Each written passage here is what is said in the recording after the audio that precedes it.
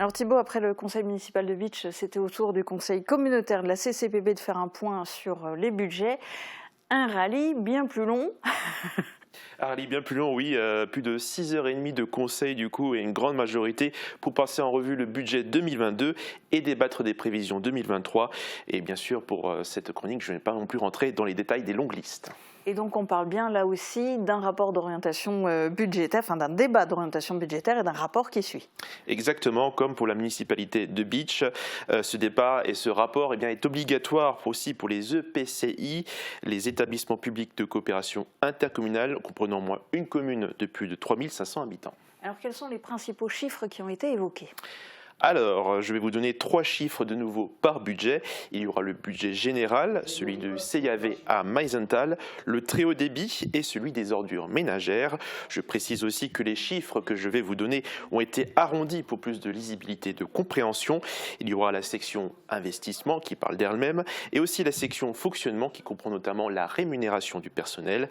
Et de manière générale, ce qu'il en sort, c'est que la CCBB, pour ce qui est de l'année 2022, sort avec tous les indicateurs au vert avec de bonnes réserves. Alors on entre dans le vif du sujet en commençant avec le budget général. Oui, je rappelle aussi que les excédents, enfin les chiffres que je vais vous donner, lorsque je vais parler d'excédent, c'est un écart positif entre les dépenses et les recettes, et lorsqu'il y aura un déficit, c'est un écart négatif. Alors pour ce qui est du budget général, eh bien tout est au vert. Nous avons 637 000 € d'excédent pour la section fonctionnement et 2 139 000 € d'excédent pour les investissements, ce qui nous fait une réserve totale d'environ 2 776 000 €. Se rajoutent dessus des excédents reportés de l'année précédente avec 3 945 000 € et on atteint ainsi un chiffre global de 6 721 000 € de réserve. Et dans l'ordre, il y a ensuite le budget du CIAV. Celui de CAV qui sort aussi de ses finances dans le vert. Là, on a uniquement un excédent de fonctionnement à 205 600 €.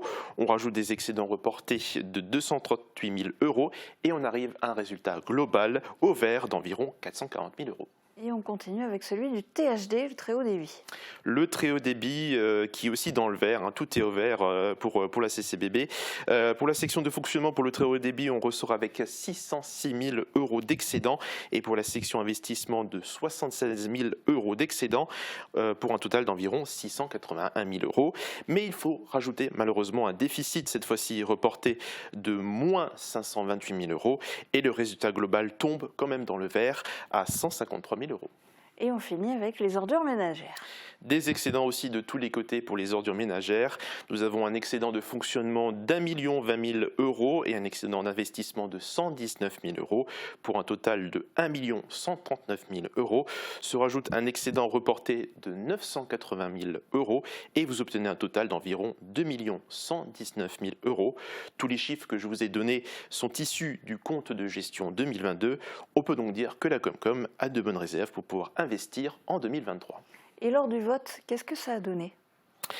Alors, avant de parler du vote, je vais juste vous parler de la différence entre le compte de gestion et le compte administratif. C'est deux choses qui ont été votées pour que vous puissiez comprendre de quoi je parle. Le compte de gestion, donc les chiffres que je vous ai donnés avant, retrace les opérations budgétaires en dépenses et en recettes et il est dressé par le comptable public, à la différence du compte administratif qui donne les mêmes informations, mais il émane de l'intercommunalité et donc il est important de vérifier si les deux comptes ressortent avec le même résultat. Du coup, pour les votes du compte de gestion concernant l'ensemble des budgets, le vote est passé avec 14 contre et une abstention. Pour le compte administratif du budget général, même situation. Pareil pour le compte administratif concernant les ordures ménagères, avec une abstention supplémentaire. Alors après le bilan 2022, il y a eu le fameux DOB.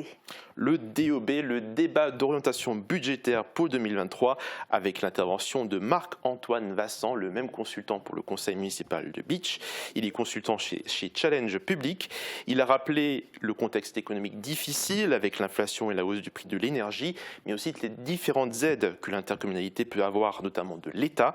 Il est revenu aussi sur le budget 2022 en soulignant que c'était un bon cru en termes de résultats et un contexte budgétaire favorable pour l'avenir. Et l'avenir a été discuté en conseil. Et oui, le consultant a ensuite évoqué les prévisions pour 2023 concernant le budget général, des dépenses de fonctionnement qui sont vues à la hausse de 7% à cause évidemment de la hausse du prix de l'énergie. Il y a aussi notamment une augmentation de la masse salariale. Et pour les recettes, il a donné une projection plutôt prudente sur le résultat, mais positif, donc quelque chose qui devra être surveillé.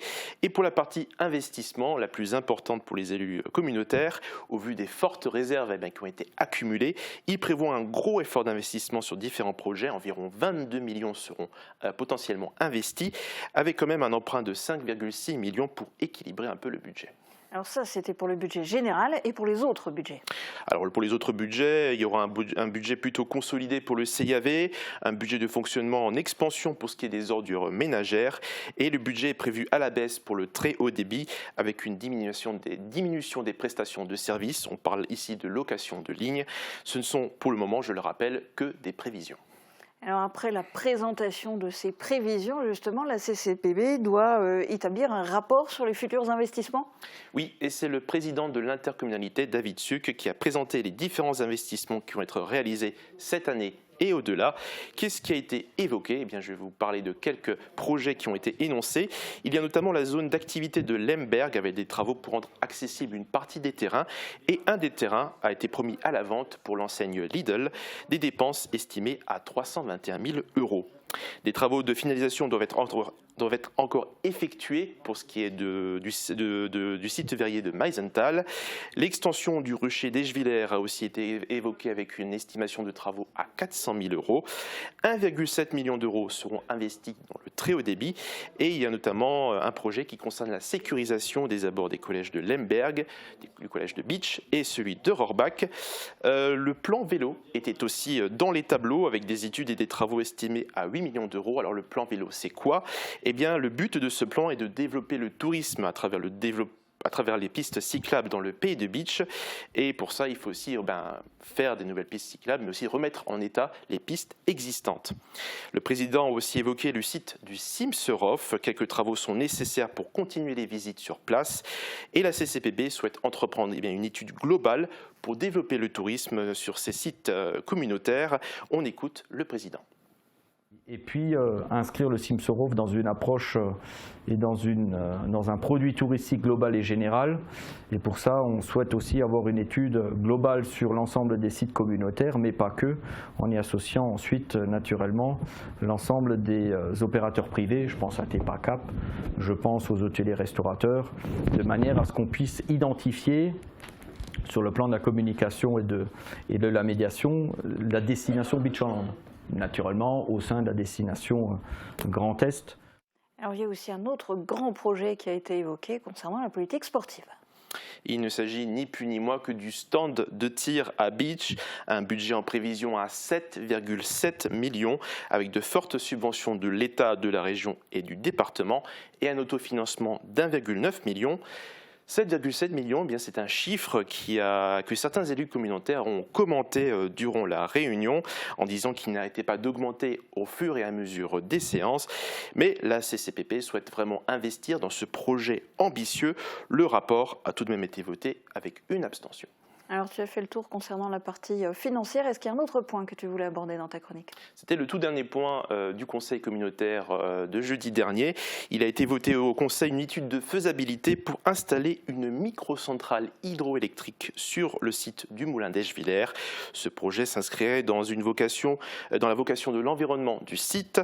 Elle produirait donc du coup une énergie renouvelable. Une étude sera donc lancée pour estimer le potentiel du projet. Merci Thibaut pour ta synthèse. Je sais, c'est pas facile de résumer 6h30 de conseils en quelques minutes. Bravo.